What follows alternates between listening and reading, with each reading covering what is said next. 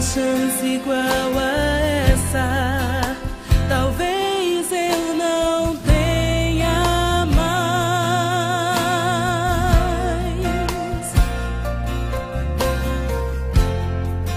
Quero estar em tua presença, nem que seja a última. Na adolescência, eu sempre saía, trabalhava.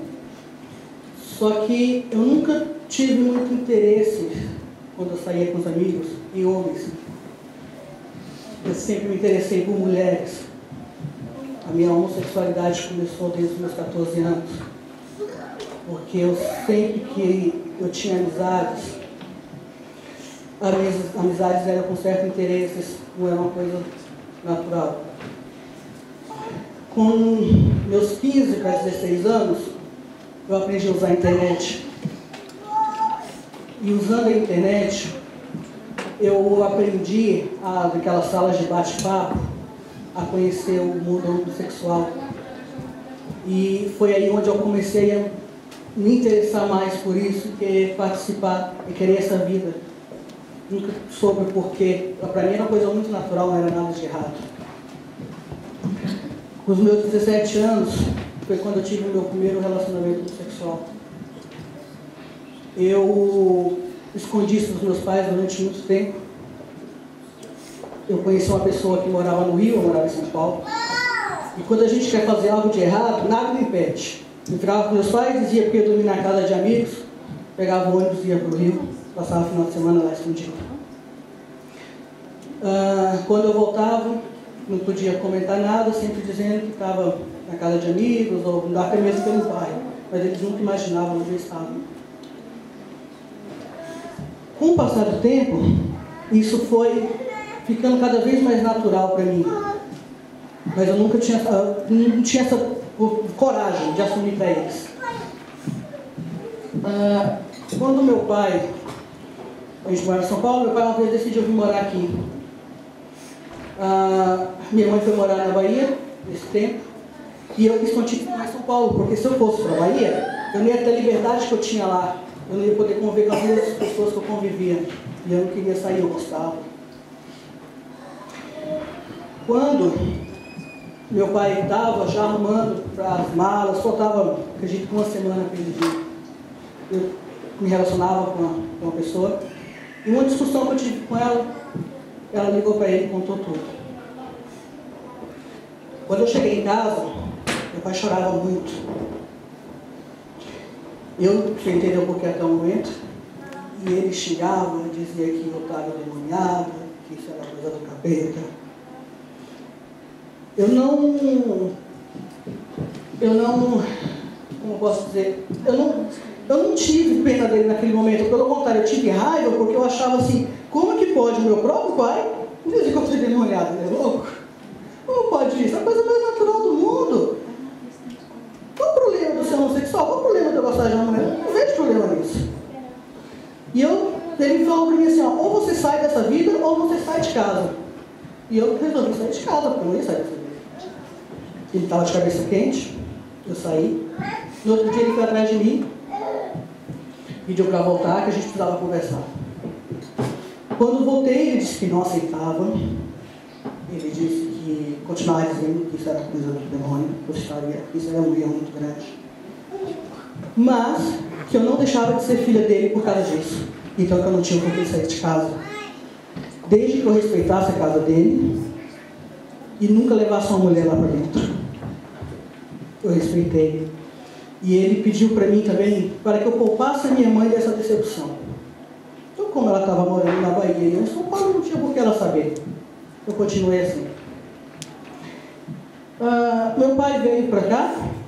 Eu tinha, por causa dessa pessoa que telefonou para ele, ligou tudo, eu já tinha acabado o relacionamento ali. Mas o inimigo, não feliz porque eu estava sozinha, colocou outra mulher na minha vida. E eu fui morar com ela, conheci ela numa semana, um dia, uma semana depois a gente já estava morando junto. Uma pessoa que tinha 3 filhos. E eu fui morar junto como se eu tivesse assumido uma família, uma mulher e 3 filhos. Nisso, o meu irmão também morava em São Paulo. E um dia ele foi me visitar. Quando chegou lá, ele me viu com uma aliança no dedo. Porque morar junto para mim não era suficiente. Eu tinha que usar uma aliança e dizer que eu era casada. Quando ele olhou, não comentou nada, não perguntou nada. Aí nisso que veio a menina que morava comigo, ele viu a mesma aliança no dedo dela. Aí ele já percebeu que tinha acontecido alguma coisa. Ele decidiu ir embora rápido, vou embora, sem entender nada, e tchau. Chegou em casa, ele ligou para minha mãe. Falou assim, ó, está acontecendo alguma coisa errada com a Poliana. Eu fui lá, eu vi isso. Minha mãe, no mesmo dia, pegou o ônibus para São Paulo. Engraçado que nesse dia, ela achava, porque como ela já estava também arrumando para vir para cá, ela achava que eu viria com ela, e eu não queria vir. E eu liguei para ela, minha tia atendeu, eu falei, tia, eu quero falar com minha mãe. Não, sua mãe está na igreja. Eu ligo depois, não, ela não volta hoje. Eu falei, mas que igreja é essa que ela não chega hoje? Não, ela está numa vigília. E tá bom, eu ligo amanhã. No outro dia eu acordei com minha mãe batendo na porta da minha casa. Ela olhou para mim e falou, vamos conversar lá na casa do seu irmão, ela não queria ficar na minha casa. Eu falei, não. Ela olhou para mim e falou assim, o que fulano é sua? É minha amiga. Não, ela não é sua amiga. O que ela é sua? Eu não queria dizer. Ela insistiu a terceira vez. Aí eu disse, ela é minha mulher. Aquele momento, o que eu não chorei com meu pai, eu chorei com a minha mãe. Porque o olhar de decepção dela foi muito grande. Do meu pai eu tive um momento de raiva porque ele xingava. Só que hoje eu entendo ele, o quanto ele tinha razão. Hoje eu entendo que eu realmente não estava no meu normal. Que realmente, como ele dizia que eu era uma pessoa endemoniada, essas são as palavras, não tem meio termo. Eu magoei muito meus pais com isso, porque eles nunca me abandonaram, nunca. Meu pai nunca chegou para mim, minha mãe falou assim, você não é minha filha, eu estou com vergonha de você. Pelo contrário, minha mãe arrumava briga na rua, se alguém olhasse torto para mim assim, ela falava, está olhando o quê? Ela sempre me defendeu. Amém, Jesus. E eu nunca dei valor a isso. Eu achava que ela já está aceitando, ela tem que aceitar que o mundo é gay. E os homossexuais estão dominando o mundo e vai ter que dominar, ela vai ter que aceitar isso. Quando eu vim morar aqui, depois que minha mãe já tinha um ano aqui, eu passei uma situação financeira bem complicada. Eu estudei, eu tinha profissão, mas eu fui perdendo tudo. Perdi meu emprego, perdi tudo. Morando com essa menina e com 3 filhos, como é que eu ia manter isso? E minha mãe um dia falou para mim assim, ó, o que você está vivendo de quê? Eu faço uns bicos aí, tá? Ganho uns trocados, às vezes não ganho nada. Então a partir de hoje você não vai trabalhar mais, eu estou mandando dinheiro do teu aluguel, da tua comida, até mesmo quando eu fumava na época, até de cigarro eu mandava. Para mim, simplesmente arrumar teu tempo para arrumar as malas e vir morar com ela. Eu vim para cá na intenção de depois vir trazer essa pessoa que eu estava. Quando eu cheguei aqui, com a distância o relacionamento acabou.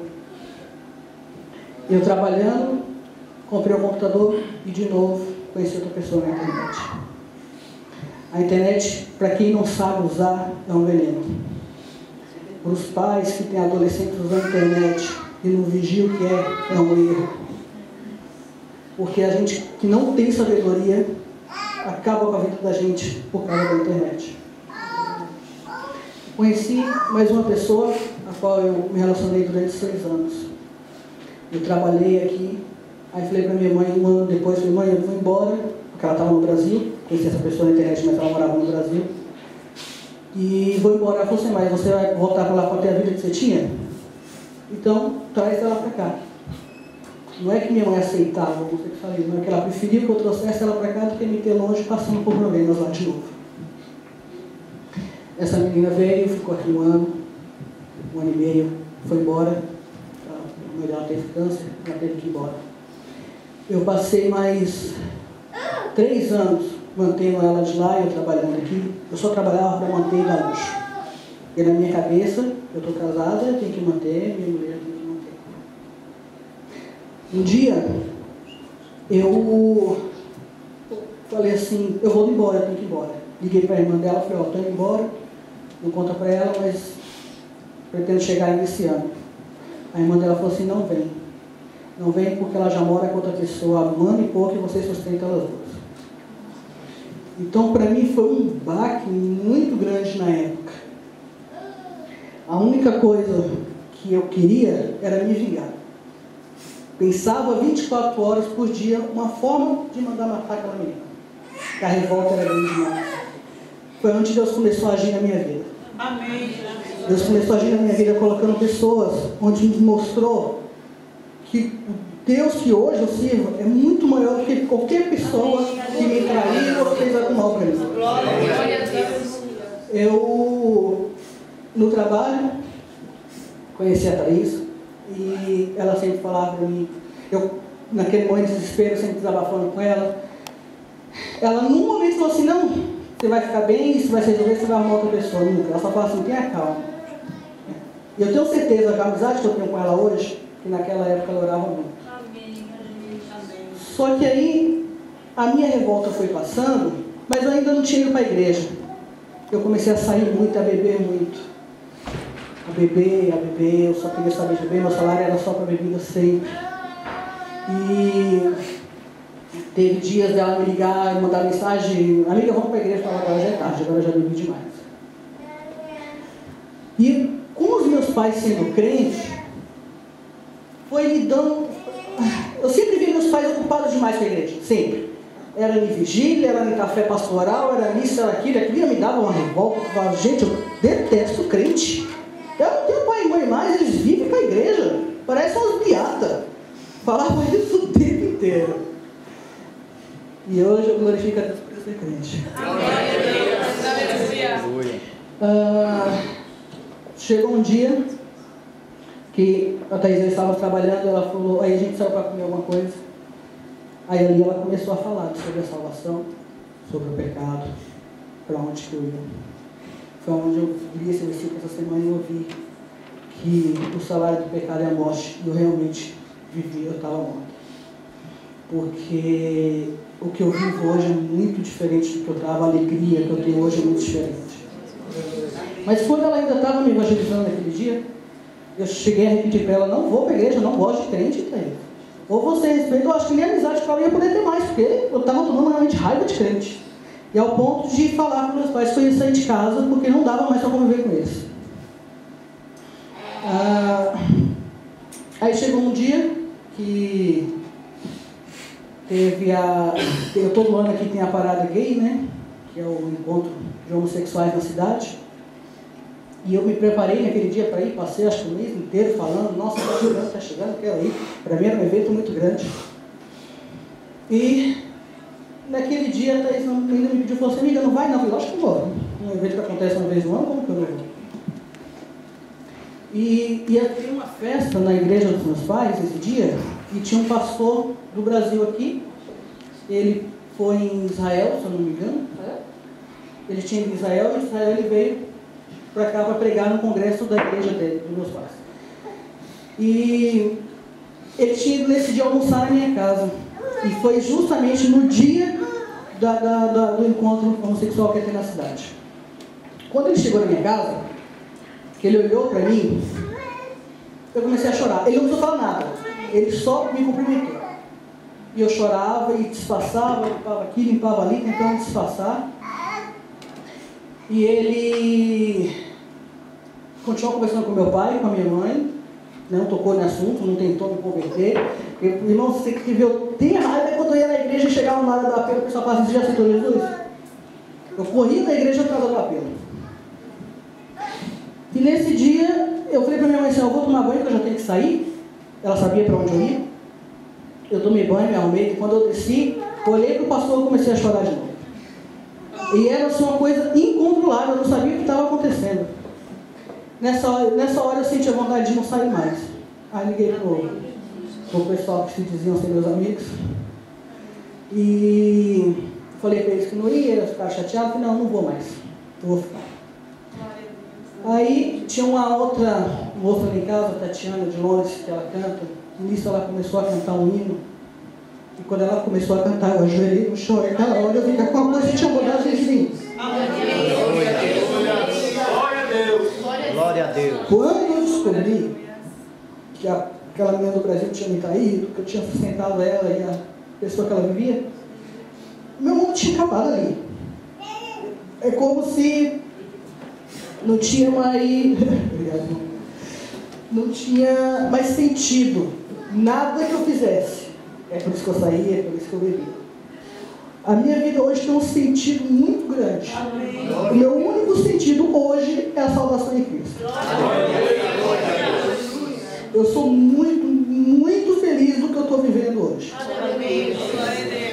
Quem me conhecia antes, via assim, quando ele olhava para mim e falava assim, isso não vai muito longe não. Vamos ver até onde isso vai, depois que eu me converti.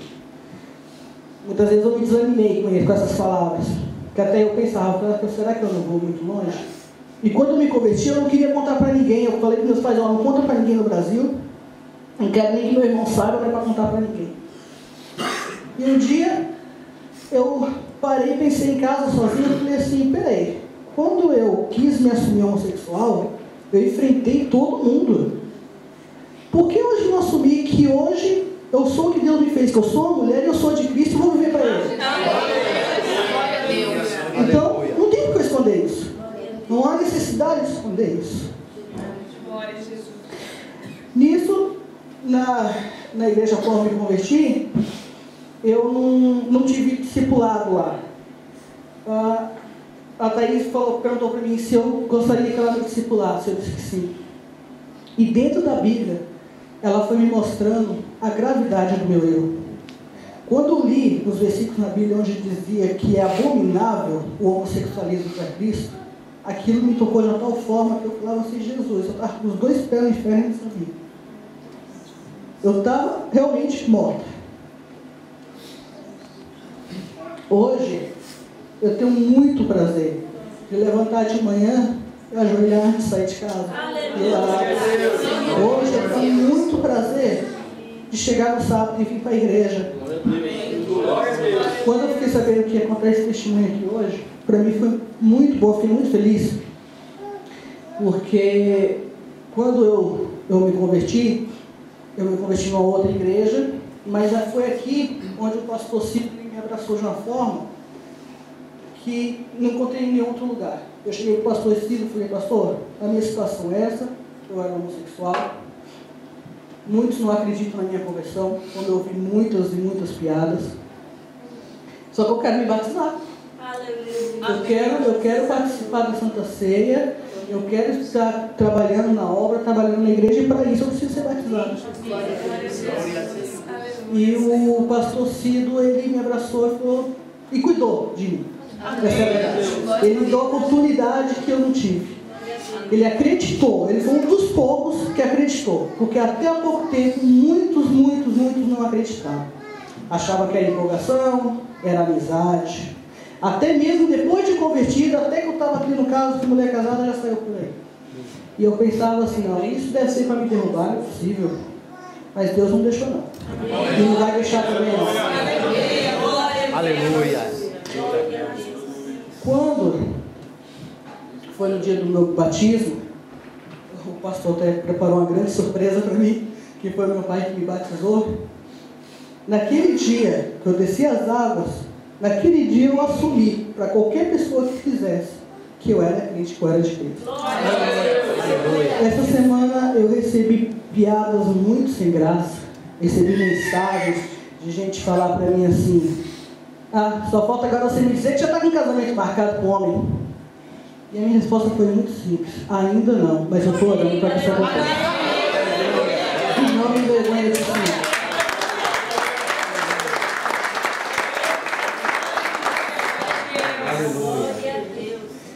Os meus pais, depois que eu me batizei, minha mãe chora praticamente quase todo dia. Infelizmente, só meu irmão que ainda não acredita nisso. Mas eu acredito muito em Deus, que Ele ainda vai acreditar e vai estar aqui comigo. O meu pai hoje, antes de sair de casa, ele orou comigo, porque ele sabia que meu nervosismo estava muito grande. Nós oramos juntos. E ele falou, ontem, nós tivemos uma conversa, e ele falou para mim assim, eu estou muito feliz pela conversa que a gente teve. Aí eu saí da sala e deixei ele conversando com minha mãe. Ele virou para minha mãe e falou assim: depois de muitos anos, eu consegui ter uma conversa com a Polema sem briga. Porque toda conversa que a gente tinha, às vezes acabava em briga. E agora nós dois somos amigos, porque nós dois seguimos o mesmo Cristo.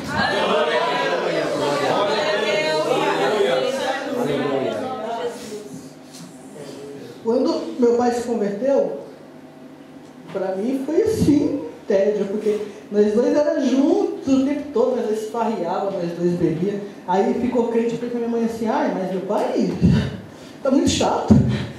Ela falou assim: deixa seu pai está se transformando. E hoje eu tive a mesma transformação que ele teve. Então hoje realmente nós voltamos a ser amigos. Eu queria muito que ele estivesse aqui hoje, mas infelizmente eles não puderam vir. Porque eu gostei muito de pedir perdão para eles, porque eu sei o quanto eu os magoei. O quanto eles passaram vergonha das pessoas me olharem e achar que eu era homem. Quantas vezes eu não saí com minha mãe na rua e quando era para chegar, vamos no banheiro, eu tinha que entrar no banheiro deficiente, porque eles vão entrar no feminino, eu achava que era um homem que estava entrando no banheiro. Então ela passou muita vergonha, muita. E nunca desfez de mim por causa disso. Eu sabia que ela sofria, mas ela nunca falou para mim isso. Ela aguentou trancos e barrancos e me botar abaixo de muita oração. Antes que eu me convertesse, ela sempre falava que eu ia ser missionária. Amém. Ela falava sempre: você vai ser missionária, você vai ser missionária. Isso me dava um nervoso que vocês não têm noção. Não enche, mãe. Que missionário o quê? Me erra. E hoje eu prometi a ela que eu vou fazer de tudo, me dedicar à palavra de Deus o máximo que eu posso para realmente estar pregando a palavra de Deus. Eu quero muito que as pessoas que eu convivi conheçam o Deus que eu vivo hoje. Conheçam a salvação que eu tive. Porque se hoje eu tivesse ainda naquela vida de pecados, com raiva de crente, eu ia continuar na morte. Mas hoje eu já não tenho mais essa minha vida.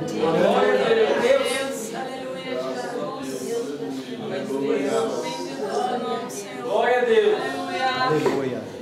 Deus colocou pessoas boas hoje que ajudaram muito, me ajudam até hoje em oração. Hoje eu recebi telefonema do pessoal: vai dar certo, estamos orando por você. Outros já ligaram e falaram assim: e aí, você não vai sair dessa vida ainda não? Já não acabou não? Tipo, não perdeu a graça não? Pra mim não perdeu não. Ele não vai perder não.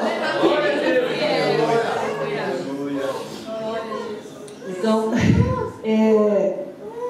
a única coisa, irmão, que eu queria passar aqui é isso: é que a salvação, a transformação que Deus fez na minha vida, a certeza da salvação que eu tenho em Cristo hoje é a minha razão de viver. Eu não tenho outro motivo, mas não tenho outra felicidade mais nada se não for dentro da presença de Deus. Tenho bons amigos, meus pais, se antes eu os magoei, hoje eu sei que eles estão muito felizes comigo. Apesar que minha mãe chora tanto que eu não tenho hora que eu não entendo essa felicidade não. Mas eu creio que sim.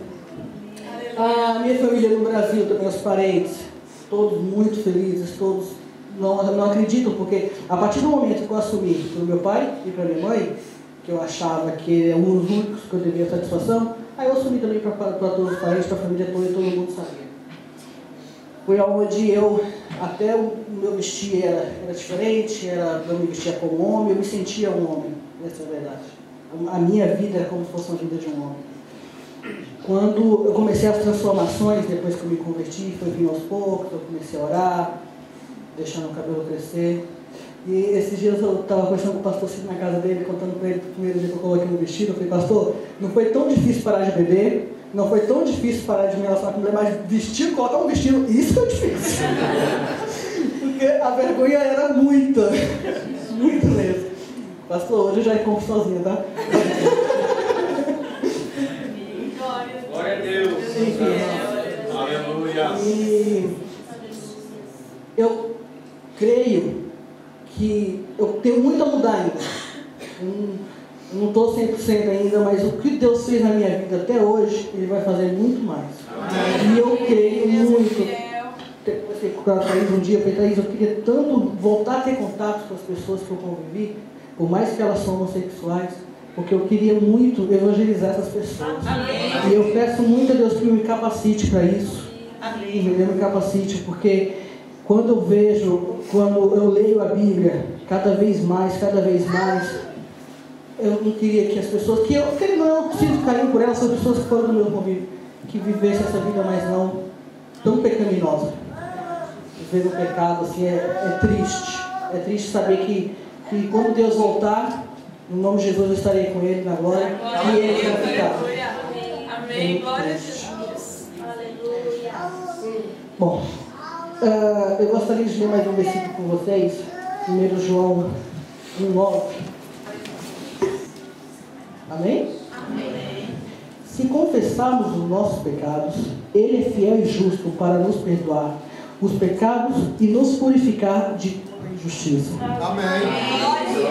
Então hoje eu creio que Deus me perdoou. Amém. Eu creio que o que eu vivi não faz mais parte da minha vida e que não vai mais influenciar em nada que eu fizer a partir de hoje. Amém. E da mesma forma que Deus me perdoou, eu quero que meus pais me perdoem. Amém. Eu quero muito que isso aconteça. Eu tenho certeza que eles já perdoaram. Tenho certeza. A felicidade deles comigo é grande.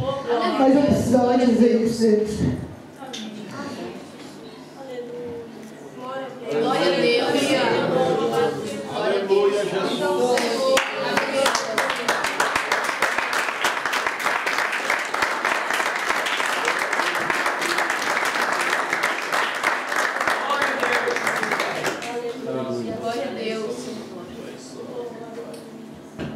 Estou muito feliz em servir a Cristo hoje. Só isso. Amém. Amém.